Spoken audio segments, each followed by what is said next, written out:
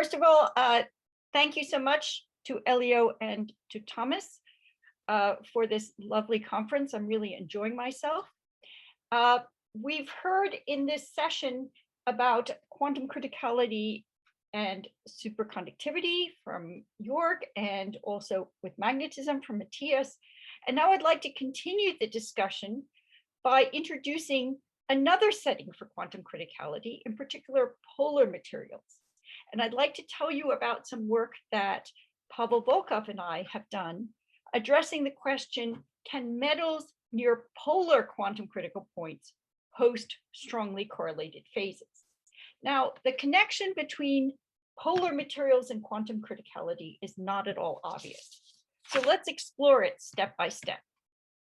First, let me reacquaint you with polar materials. The simplest and most common cases are indeed insulators, okay? They have a net dipole moment per volume. They have a polarization. They break inversion symmetry and have a polar axis. The poster child for these materials is the perovskite barium titanate, shown here in its cubic phase. As temperature is lowered, the titanium at the center will move up or move down, and it develops a spontaneous polarization. Okay.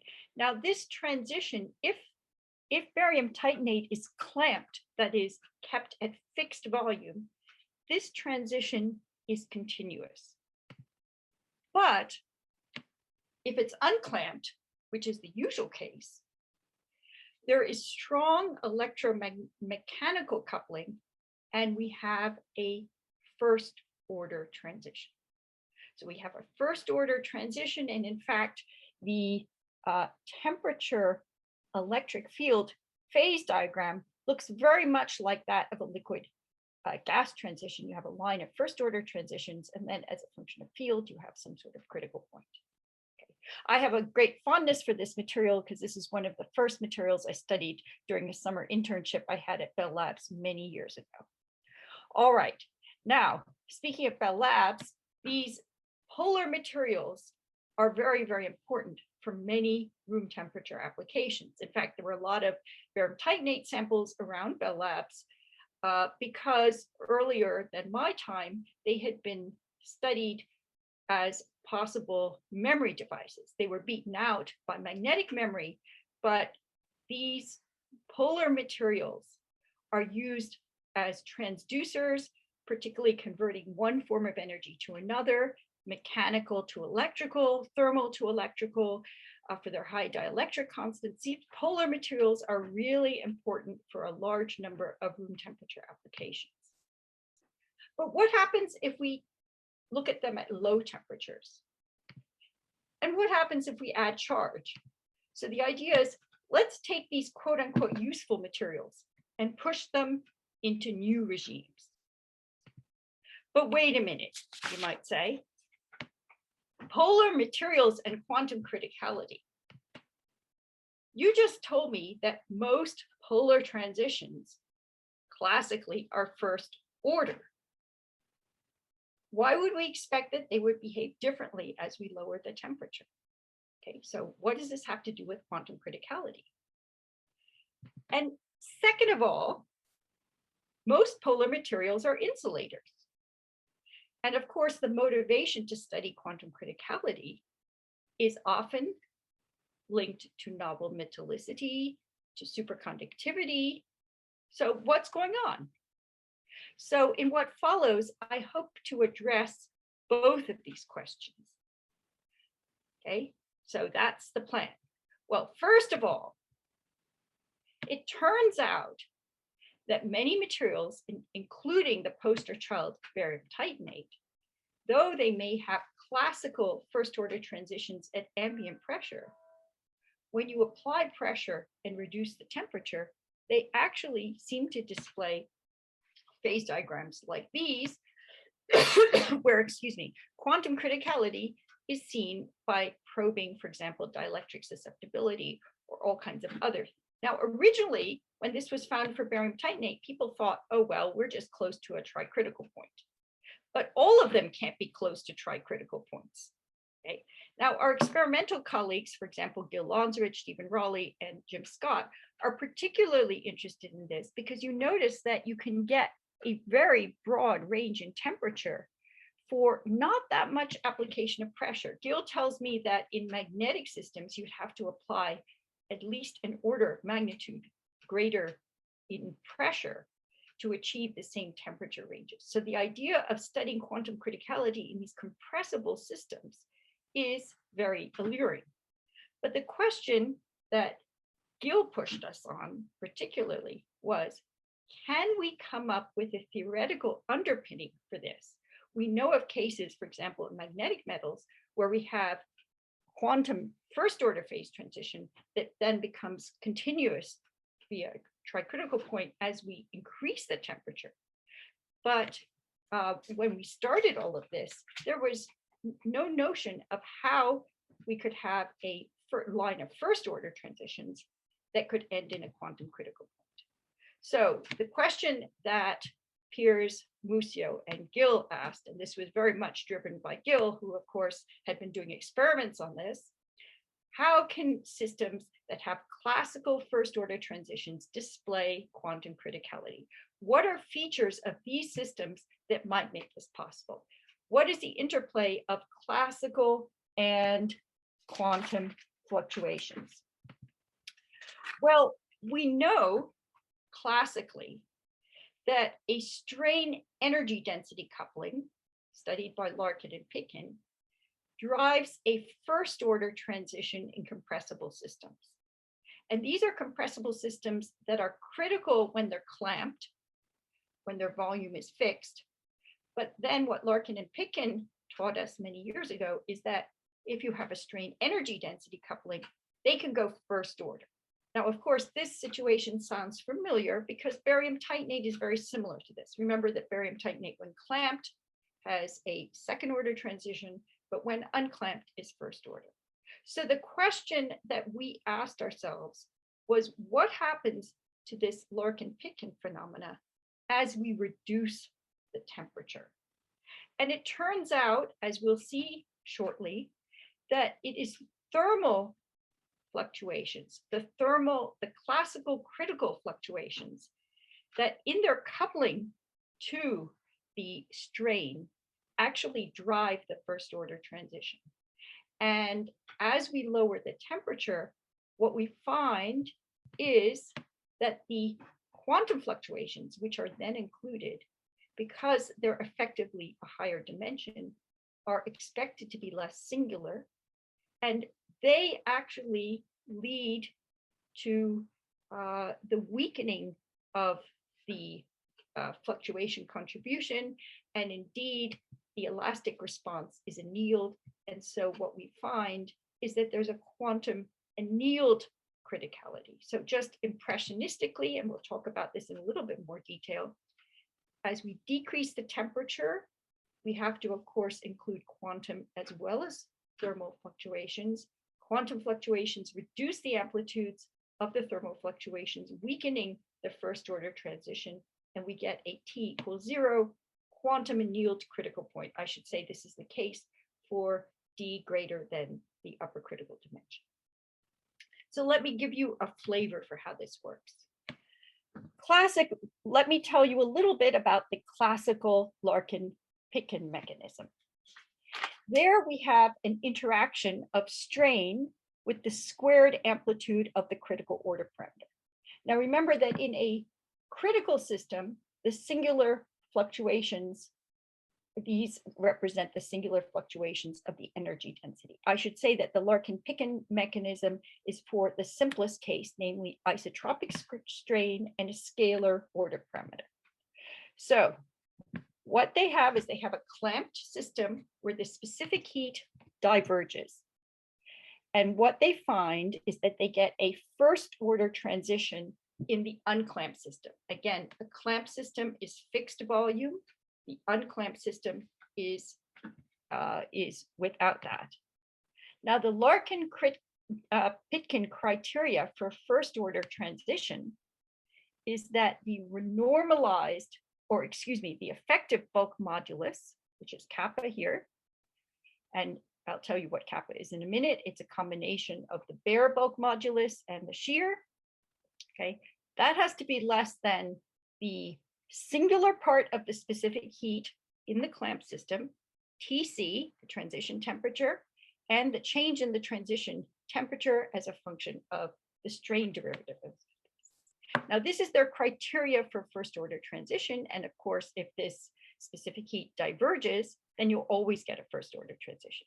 Now, the crucial aspect here is that the effective bulk modulus is a combination of the bare bulk modulus and the shear strain is crucial.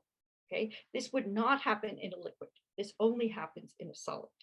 And physically, this effective bulk modulus can be thought of as related to the bare modulus, where CL and CT are the longitudinal and the transverse sound velocities accordingly. So in other words, we have a coupling of the uniform strain to the energy density that leads to a renormalization of the bulk modulus. Okay, so we have the bulk modulus, the original effective bulk modulus, minus a correction term. This correction term is related to the energy fluctuations. Because the energy fluctuations diverge, we have a macroscopic instability of the critical point and a discontinuous phase transition. So that is the Larkin-Picken phenomena. And the question we asked ourselves is, can we generalize this for the quantum case? So without going into too much technical detail, let me just give you a flavor for this. The coupling that Larkin and Picken used is a strain energy coupling. We have a coupling between the volumetric strain, okay, and the squared amplitude of the order parameter. Again, in a critical system, this is going to be a strain energy density coupling. The heart of the Larkin-Picken approach is that they separated the Q equals 0 from the finite Q modes in the strain field. Now, remember that strain only couples to the longitudinal modes. So physically, this separation can be understood in the sense that at Q equals 0, there's no distinction between longitudinal and transverse modes. And so they have to be treated very differently. And what Larkin and Picken found was that this elasticity led to, we know that we expect naively that it will lead to a short range attractive order parameter attractions, but that's not the crucial thing that they found. They found that this elasticity led to a long range interaction between order parameter fluctuations, an anomalous long range. And in particular, it leads to a distance dependent interaction between the energy densities of the order parameter. And it is this term that drives a non-perturbative first order transition at arbitrarily small lambda. Now, if you look at this, you see that we actually have a volume average of the energy density. So this is an intensive variable. This is basically minus the square of the volume average of the energy density. So what Larkin and Picken did was this is an intensive variable, so they could treat the action by doing a Hubbard-Stradanovich and then doing a saddle point evaluation. And the main effect of the elasticity was that this term led to a positive feedback to the tuning parameter. So what they were able to find is that the free energy of the unclamped system could be expressed as the free energy of the clamped system, where there was a shift of the tuning parameter to include these energy fluctuations. So we have a parameterized shift of the tuning parameter from physical temperature T to this new parameter X that depends on these fluctuations. And the crucial aspect is that the relationship between the physical temperature and this new parameter X is non-monotonic, and that gives you a multi-valued free energy surface. and a first order transition. So that's what Larkin and Picken did. And the question that then we asked was, can we generalize this to include quantum and classical fluctuations, which are, of course involves summing over all space-time configurations. So let me just give you a schematic flavor for the kinds of results that we found. So if we look at T versus the quantum tuning parameter, here G, which we will take as P, all right? In these systems, DTC, dP gets very large, okay? And the point is that using Maxwell's relations, we can relate this to the change in volume over the change in entropy at the transition. And the question is, what happens? Well, we know that delta S goes to 0 as T goes to at the quantum critical as we go to lower temperatures. So you might say, well, this diverges. Well, we have a first order transition. But we have to be careful because we have to look to see whether delta V also goes to 0 as T as we approach T going to 0. And in fact, that's what we were able to calculate. And what we found was that in fact, as for the exponents relevant for ferroelectrics, namely z equals 1, delta V goes to 0, and we have no latent work and a continuous quantum transition. So what we were able to actually calculate using crossover scaling functions that helped us to cross over between quantum and classical was that we were able to calculate various amplitudes and what they would do as we came down. Okay. We also were able to look at the field dependence, but the key take-home message here that I want to say is that because of this coupling to the strain, we have the possibility of even in this very simplified model of understanding how we can have a line of first order transitions that ends in a quantum critical point. And I should emphasize, well, two things. First of all, full disclosure, ferroelectrics are actually at their upper critical dimension, d equals 4. Okay, so they're in a marginal dimension. I should say that if, for example, here we would expect that there might be logarithmic corrections to the bulk modulus, but we don't expect them to be singular. I should also mention that Gill always says that in the susceptibility, there should be logarithmic corrections. He's never been able to see them. So as far as he can say, it's, even though it may be weakly first order, it's indistinguishable from a continuous transition. The second point I should say is that this T equals 0 is a sort of bare quantum critical point. And so we have quantum fluctuations on all scales, and we have the possibility of novel quantum phases. So speaking of novel quantum phases, what about the second question? We want to talk about metallicity. So let's move to the second question. Okay, so what's a polar metal? Well, strontium titanate, which is a close cousin of barium titanate, but doesn't like to go ferroelectric, turns out that if you replace titanium by calcium, you can push it to go ferroelectric. Okay. Now, also turns out with strontium titanate that if you remove oxygens, you can make it go conducting. And in fact, it can go superconducting. And so, for example, Cameron Benya and his colleagues said, what if we do both? Do we get a polar metal? Turns out the idea of a polar metal has been around for some time. You get the screening of the dipole moments, and Anderson and Blount many years ago suggested that you would have inversion symmetry breaking transition with a polar axis, but so it would be isostructural to ferroelectricity, okay, but no macroscopic dipole. Okay, but this remained an old idea, a nice idea, but actually in recent times, intrinsic and engineered polar metals exist. There's a case that I mentioned already, Cameron Benya's group in Paris. This is the where one gets the polar, the quote unquote, the Anderson-Blount transition. I should mention that it does go superconducting at lower temperatures is a very interesting system from that standpoint. Also, in the search for vial semimetals, there have been a number of polar semimetals that have been found, chemical tuning of TC. So the question is, what are the behavior of these polar metals at low temperatures with quantum fluctuations? Now, we know, yes? Maybe 4 more minutes plus questions. Oh, only 4 more minutes. Okay, sorry. All right. So novel metallicity near polar quantum critical points. We have spontaneous broken inversion symmetry. Thank you, Elio. Engineered polar metals. We have intrinsic polar metals, and we can tune them. So can we get exotic phases?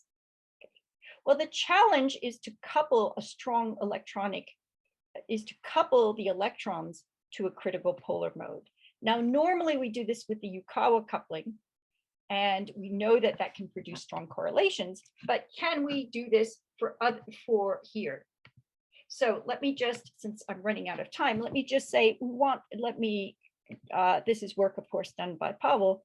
We want a fermionic bilinear that breaks inversion symmetry, but not time reversal symmetry.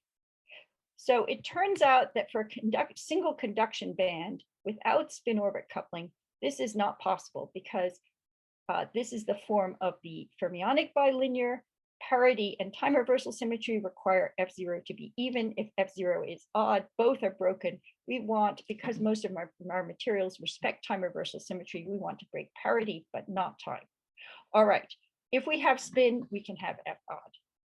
So how do we go about doing this?